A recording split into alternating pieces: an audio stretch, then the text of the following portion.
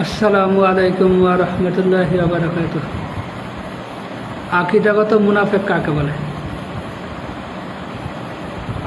আকীদাগত মুনাফিকের আকীদা সম্পর্কে কোরআনুল কারিমে অনেক জায়গায় বর্ণনা করা হয়েছে। সেখান থেকে আমি দুই একটি আয়াত তেলাওয়াত করছি। আউযু বিল্লাহি মিনাশ শাইতানির রাজিম। বিসমিল্লাহির রহমানির রহিম। ومن الناس من يقول آمنا بالله وباليوم الآخر وما هم بمؤمنين।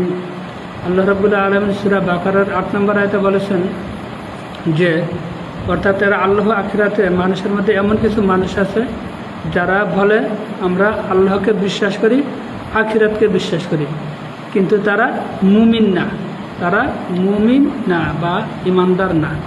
সূরা বাকারা ৮ নম্বর আয়াত। সূরা ইউসুফের ১০৬ নম্বরেতে আল্লাহ রাব্বুল আলামিন বলেছেন বিসমিল্লাহির রহমানির রহিম।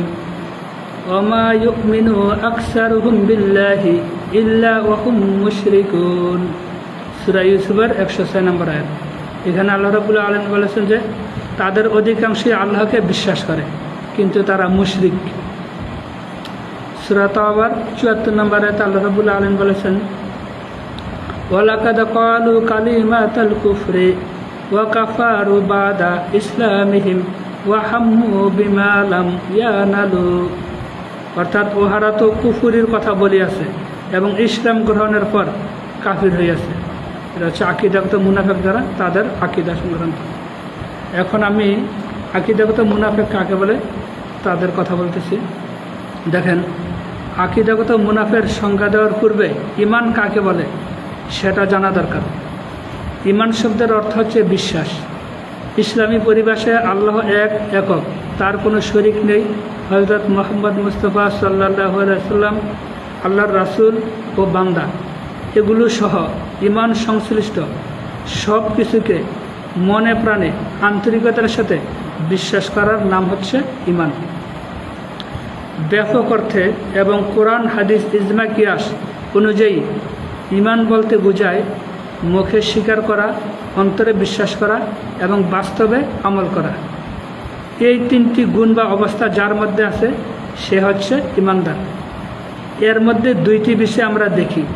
এক নম্বর, মুখে স্বীকার করা যে আল্লাহ এক, নবী করিম সাল্লাল্লাহু আলাইহি ওয়াসাল্লাম আল্লাহর রাসূল এবং বান্দা, জান্নাত জাহান্নাম সহ হাসর মিজান ফুলসিরাত এসব কিছুকে সত্য বলে মুখে স্বীকার করে নেওয়া।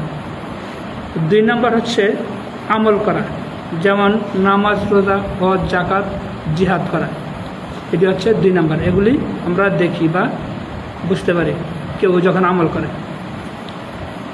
তিন নম্বর, যেটা আমরা দেখি না, শুধুমাত্র মহান আল্লাহ দেখেন, জানেন, সেটা হচ্ছে অন্তরে বিশ্বাস করা, অন্তর থেকে আন্তরিকতার সাথে স্বীকার করা এবং আমল করা। যারা আকীদাগত মুনাফিক তারা অন্তরে বা আন্তরিকতার সাথে বিশ্বাস করে না এবং আমল করে না এবং স্বীকারও করে না। তারা শুধুমাত্র মুখে স্বীকার করে এবং অনিচ্ছা সত্ত্বেও বিপদে পড়ে মানুষকে দেখানোর জন্য আমল করে। আকীদাগত মুনাফিকরা আল্লাহ রাসূলের কিছু আইন কানুনের বিরোধিতা করে, কিছু অমান্য করে, আর বিপদে পড়ে লোক দেখানোর জন্য কিছু আমল করে। আকীদাগত মুনাফিকরা মানুষকে আল্লাহর বিধান অমান্য করতে বাধ্য করে, আল্লাহর বিধান মানুষকে মেনে চলতে বাধা দেয়।